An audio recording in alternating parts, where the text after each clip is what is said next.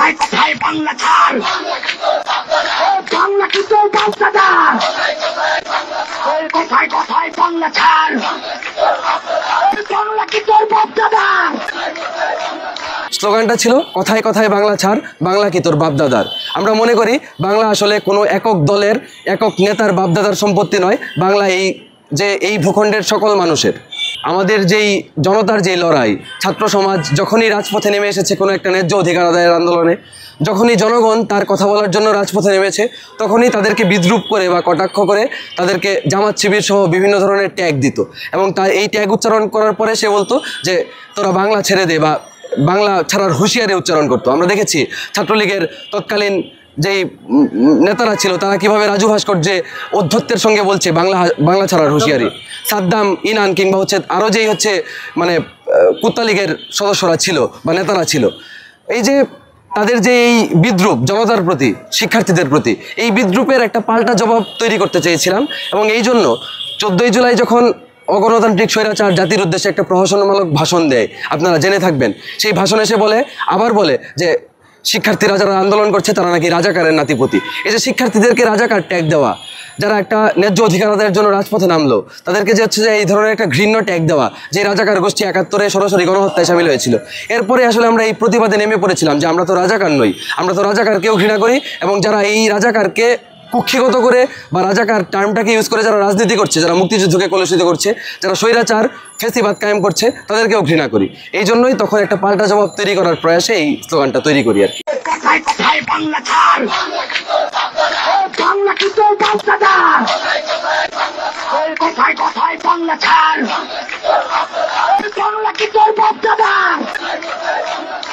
মানে আমরা জুলাইয়ে যারা লড়াইয়ে ছিলাম, আমাদের তো আসলে নানাভাবে অনুপ্রাণিত করেছিল শুধুমাত্র আমাদের যেই শহীদরা, আমাদের যে শহীদের আত্মত্যাগ, এইগুলোই আমরা মনে করেছিলাম যে 16ই জুলাইয়ের পর যখন ঢাকা, রংপুর সহ ওই দিন বিভিন্ন জায়গায় যে ছাত্রদের উপরে হামলা হইলো। রংপুরে আমাদের ভাই সহযোদ্ধা আবু সাইদ ভাই, তাকে মেরে ফেলা হলো। চট্টগ্রামে ওয়াসিম ভাইকে মেরে ফেলা হলো।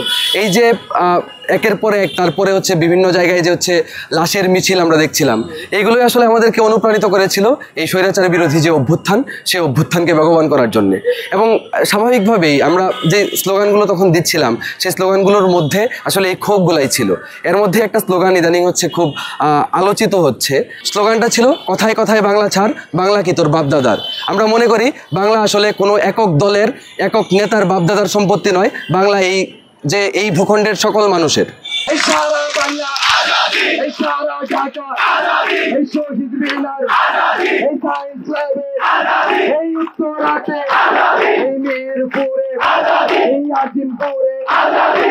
ডেজিগনেশন আপহোল্ড করি নাই। আমরা মনে করি বৈষম্য বিরোধী ছাত্র আন্দোলন সহ এই জুলাইয়ে সকল শ্রেণী পেশার মানুষ রাজপথে নেমে এসেছিল বলেই এই অভ্যুত্থান সংগঠিত হয়েছিল। এটা আসলে আমাদের দীর্ঘদিনের যেই ঘুরে ধরা সিস্টেম, সেই সিস্টেমের এই পুনরাবৃত্তি আমরা আবার জুলাই অভ্যুত্থানের পরে দেখলাম। আমরা অতীতেও দেখেছি কিভাবে আমলাতন্ত্রের হাতে কিংবা কিভাবে প্রশাসনিক লোকজনের হাতে রাজনৈতিক দল সর্বোপরি বাংলাদেশ জিম্মি হয়েছে। বিগত রেজিমে আমরা দেখেছি কিভাবে একটা আমলাতান্ত্রিক অবস্থা গোটা দেশকে শাসন করেছে। এবং জুলাইয়ের পরে যেটা হওয়ার কথা ছিল, এই যে আমলাতান্ত্রিক অবস্থার একটা ভাঙন বা এই যে একটা জনতার বাংলাদেশ তৈরি করা, এটা থেকে আমরা অনেক দূরে সরে এসেছি। এই জন্যই এই যে পুলিশ সদস্যরা বা সোয়াট, বিজেপি, র্যাব এবং সর্বোপরি সেনাবাহিনী যারা জুলাইয়ে গণহত্যায় সরাসরি সামিল হয়েছিল, সেনাবাহিনী তো 16 জুলাই থেকে 30 জুলাই পর্যন্ত সরাসরি রাজপথে ছাত্রদের বিরুদ্ধে ছিল।